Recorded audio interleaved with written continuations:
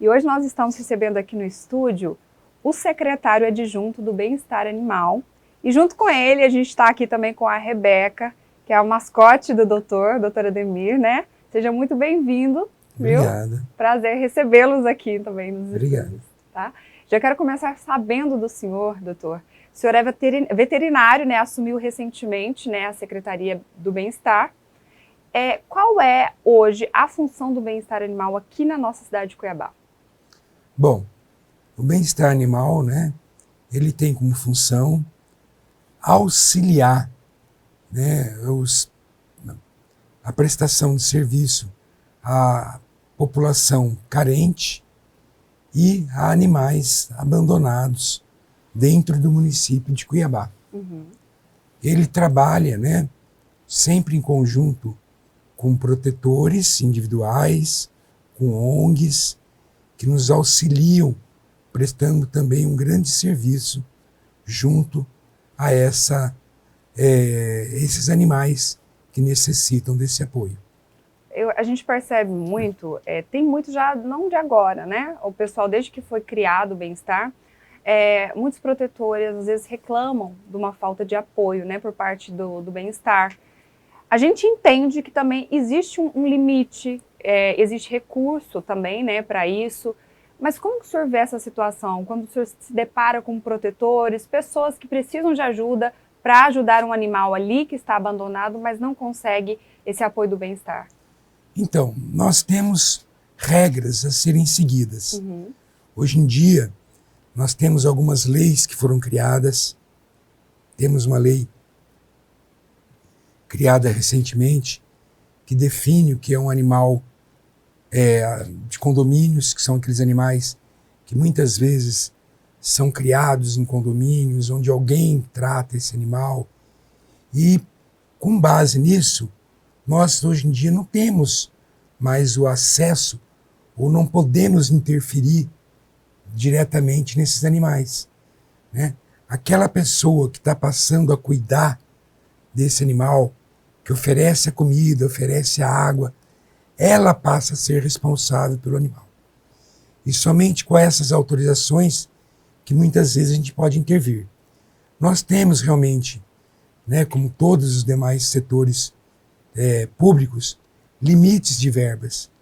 E muitas vezes as verbas elas não são suficientes para que a gente possa atender toda a demanda, que ainda é muito grande, né? Então, a gente tenta fazer o máximo que pode, auxiliar o máximo que pode, e muitas vezes a demanda ou a necessidade, ela não se encaixa dentro das regras que o bem-estar tem que seguir. E quando isso acontece, isso impede da gente fazer alguma coisa. Uhum. Por exemplo, animais que a gente tem característica, por exemplo, um animal, a gente recebe às vezes fotos, imagens, pedindo a necessidade de um apoio para aquele animal. Você olha aquele animal, ele tem características, por exemplo, de uma zoonose, que é a leishmaniose. Isso nos impede de dar o tratamento a esse animal. Esse animal tem que passar pelas zoonoses para poder ver o que vai ser feito, porque tem o controle dessa doença. Uhum. E a gente não pode, teoricamente, começar a tratar um animal, por exemplo, com uma leishmaniose. Então existem regras que impedem a gente de fazer isso. Mesmo sabendo que hoje em dia a gente tem tratamento, a gente trata, mas existem alguns empecilhos. E nem sempre isso é bem aceito pela população, em especial pelos protetores. Essa situação da leixe é uma situação muito complicada. Nós temos muitos casos, né, em todo o estado, muitos animais. Cuiabá é endêmico. Exatamente. E a gente se depara com uma situação, porque assim, é um custo alto para você tratar um animal que tem leixe. É um custo para a vida toda, né, doutor? É um tratamento que... Na realidade, você tem o tratamento da doença. Sim. Mas você não tem a cura da doença. Exato. Então você vai tratar esse animal a vida toda. Eu tenho um animal que eu resgatei, né? Na realidade não é que eu resgatei.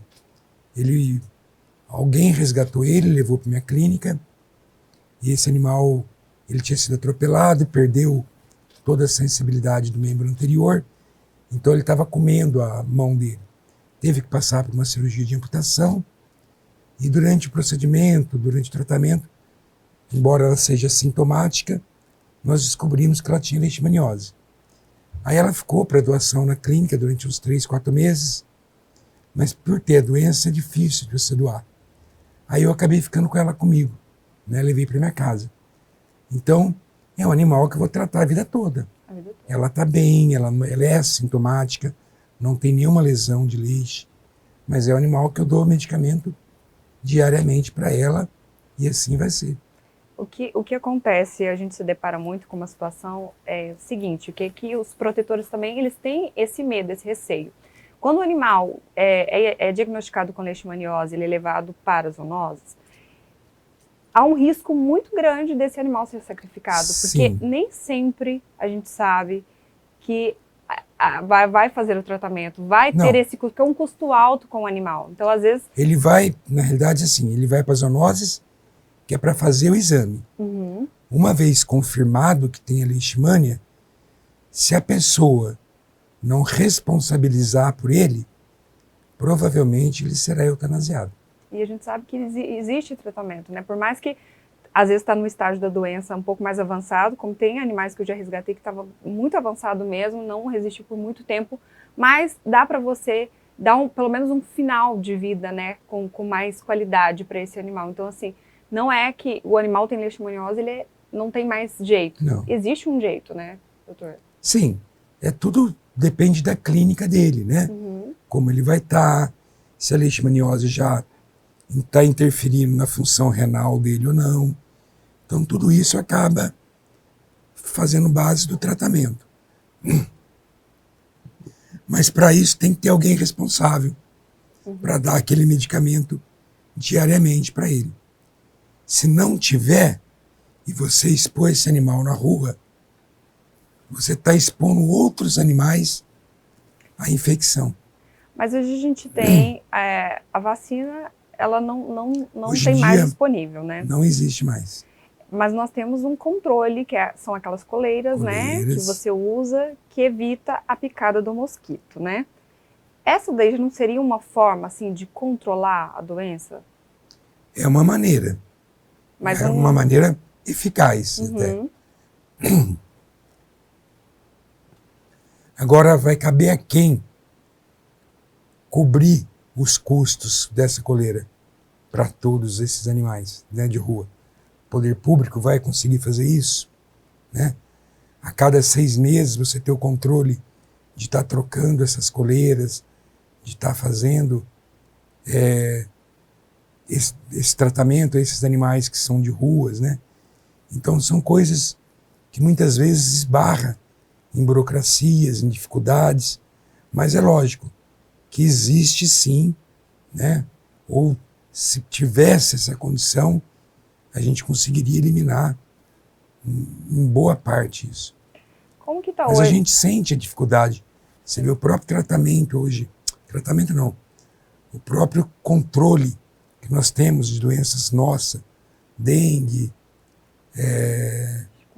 chikungunya, assim por diante, a dificuldade que se tem em fazer isso. Assim, muito sofrida, né, pro animal que tem leite, mas a gente sabe, né? Falando um pouquinho sobre o bem-estar, né? O senhor falou que vocês não podem aceitar esse tipo de animal com leite para não correr o risco, né? É uma das regras da secretaria para não correr esse risco.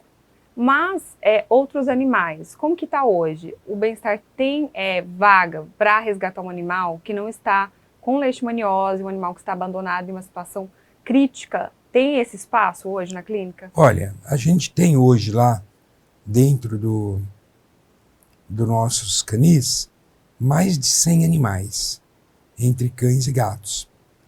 Iremos fazer agora, em fevereiro, uma feira de adoção, né? Inclusive, assim, durante o ano passado, o bem-estar, né, priorizou bastante castração junto a protetores. Nós realizamos muitas castrações junto a protetores. Eu posso depois estar passando esses dados de número de castrações. E até os próprios animais nossos ficaram sem serviço de castração. Agora, em janeiro, a gente fez essas castrações dos animais que estavam lá, que podem ser doados, e agora, em fevereiro, a gente vai fazer uma feira de adoção. Então, hoje, a capacidade de animais dentro do nosso canil está esgotada. A gente precisa de fazer essa campanha, doar esses animais e liberar vagas para que a gente possa dar continuidade ao tratamento. Nós temos animais lá que são animais que foram resgatados, até alguns por protetores também, que são animais muito agressivos, que tem que ficar sozinho em baia, são animais que não convivem, não tem um Rottweiler, um Pitbull, e esses animais são animais que provavelmente vai ficar o resto da vida deles lá com a gente. Então, tem boa alimentação, tem vacinação, mas não tem o carinho do dono. Por mais que a gente cuide, é diferente. É diferente. Né? O animal que está ali, ele, por mais que a gente tente dar um carinho, até a convivência, eles não aceitam muita gente. As pessoas que vão lá, que trabalham com ele, que limpa, eles até aceitam. Mas a gente que está passando ali, eles são altamente agressivos com a gente. E são animais que a gente não vai conseguir doar. Se doar, é alguém que quer para vou deixar ele de guarda. E não é essa a finalidade nossa. Sim. A finalidade não é deixar ele num terreno para estar guardando o terreno de ninguém. Quando o senhor fala da adoção também, o Bem-Estar ele faz uma ficha, tem um cadastro da pessoa que está doando e é acompanhada essa pessoa para Os saber? primeiros meses a gente vai acompanhando e vendo. Até mesmo a pessoa preenche todos os quesitos para poder participar e receber o animal.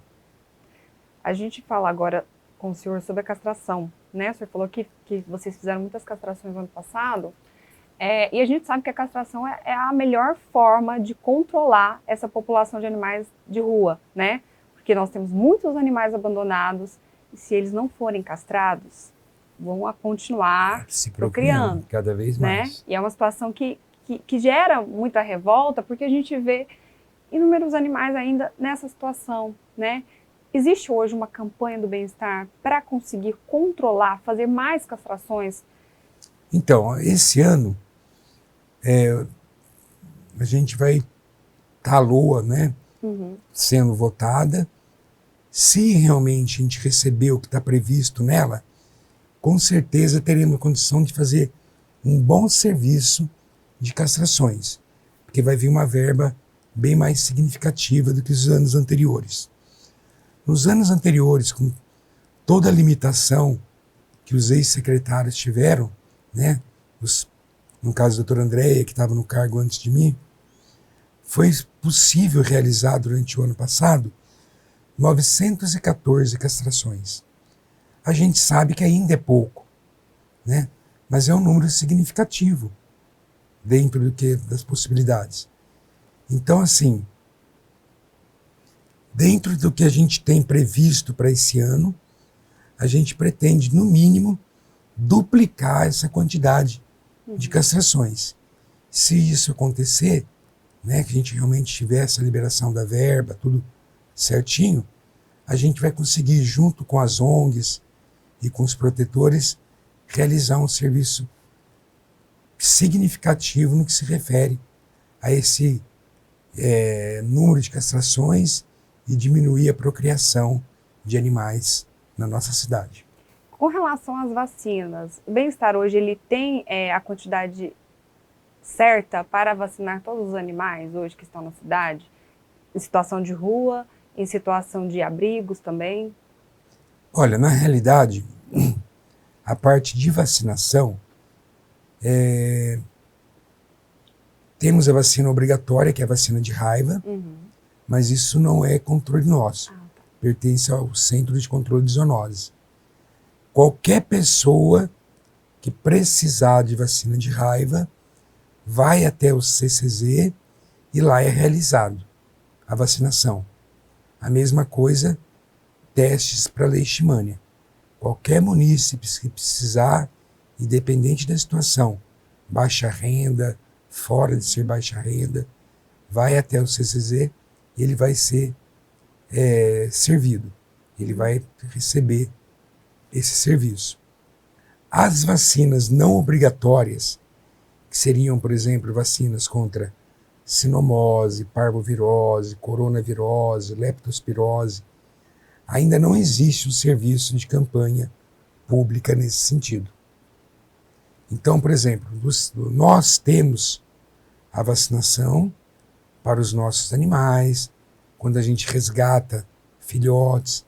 Então, todos esses animais nós cuidamos e vacinamos, mas não temos esse serviço público. Mas a sinomose é um tipo de vacina que deveria ser obrigatória, né? Então, infelizmente, ela só é realizada particular. Não temos esse serviço ainda no setor público. Antes da gente avançar um pouquinho, eu queria só que o senhor falou sobre o teste, né, da leite lá na zoonose, no centro de zoonose. Quais os sintomas a pessoa percebeu? Porque tem uns sintomas muito fáceis assim de identificar, que você já bate o olho, você já vê que pode ser leishmaniose, para levar para fazer esses exames. Bom, quando já começa a apresentar a sintomatologia, as lesões mais comuns da gente observar são feridas em ponta de orelha, feridas na cavidade nasal, boca, crescimento exagerado da unha e crescimento com a unha torta. Então esses são os sinais mais clássicos. Embora nós temos muitos animais assintomáticos, que é aquilo que eu falei. O animal que eu resgatei, por exemplo, ela não tem uma única lesão. Você não observa nada nela. E ela é positiva.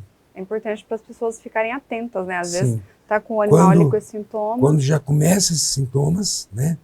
Você já começa a ver aquelas feridinhas em ponta de orelha, ferida em ponta de nariz, em boca, unha com crescimento muito grande. Aí tem que levantar realmente um alerta aí para possibilidade do animal ter. Quanto mais cedo descobrir, mais chance tem o animal, né, de viver por mais tempo. Sim, né? Porque vai ter menos risco de ter lesões do protozoário, principalmente em nível renal. Vamos falar agora sobre uma situação. A gente não tem ainda o hospital público, né, que é uma promessa dessa gestão do prefeito Emanuel, mas a gente ainda não tem. Esse hospital foi uma promessa que ficou, ainda não saiu. Você acredita que se tivéssemos hoje esse hospital, o bem-estar estaria mais desafogado para conseguir atender mais animais? Então, tudo depende do que eu estou te falando, de verbas. O hospital público, ele já está presente em algumas cidades do país, né? Temos alguns lugares onde nós temos a prestação desse tipo de serviço, como é o caso de São Paulo. Se eu não me engano, no Paraná também existem algumas cidades que tenha. Mas, se nós também tivermos uma verba suficiente, tivermos contratos com 2, 3 clínicas de lugares específicos, de bairros específicos, pontos específicos na cidade, a gente consegue fazer uma boa prestação. Mas o hospital público, sem dúvida alguma, seria um alento. Ele ajudaria muito nesse sentido. Estando ciente, né, que esse hospital ele estaria ali para atender realmente quem necessita, pessoas de baixa renda. Sim, é importante Essa é a né? principal finalidade, tanto do bem-estar, quanto seria de um hospital público. A gente poder dar assistência a quem realmente precisa, que seriam a população de baixa renda e os animais de rua, os animais, né, que são abandonados. Então, se nós conseguíssemos fazer isso, né, apenas a essa população, seria já uma grande valia. Para a gente finalizar a nossa entrevista, doutor, eu queria que você passasse para a gente os canais de atendimento do bem-estar animal, pessoas que têm baixa renda, que necessitam de algum atendimento, né, de cirurgia, de vacinação, podem procurar o bem-estar animal, que as portas estarão abertas, né? Sim, com certeza. Sempre que possível, a gente tenta atender toda a população carente, como também tentamos atender os protetores e as ONGs, que na realidade são pessoas que trabalham junto conosco, né? A gente necessita muito do apoio deles.